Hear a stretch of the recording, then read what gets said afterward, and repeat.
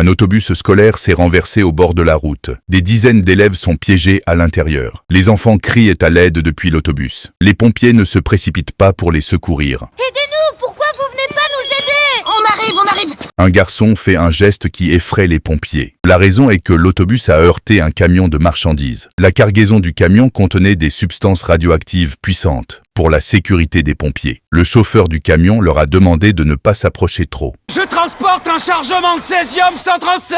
Au moins un des contenants s'est renversé.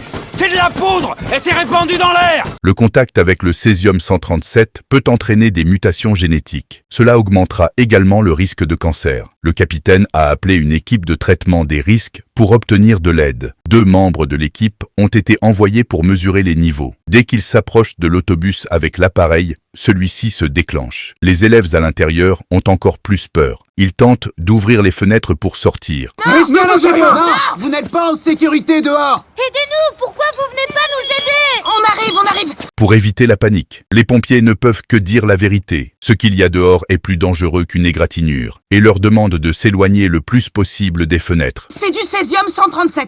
C'est une matière radioactive. C'est ce qu'il y a dans les radios? Oui, en quelque sorte. C'est presque ça. Mais je veux que tu refermes la fenêtre. Ok. Super, très bien. L'indice de l'appareil continue d'augmenter. À ce moment-là, le chauffeur du camion descend soudainement et propose de déplacer le césium-137 face aux avertissements des pompiers. Et moi, j'ai déjà été exposé. Laissez-moi faire. Je vais y aller. Ma vie sera peut-être un peu plus courte, mais la vôtre et celle des enfants, elles seront épargnées. Le chauffeur court vers le césium-137. Il soulève la boîte endommagée à mains nues, puis referme rapidement le couvercle du bidon. Il endure la douleur de ses blessures. Il s'éloigne de l'autobus le plus vite possible. Les pompiers ont immédiatement dressé une échelle et ont sorti les enfants un par un.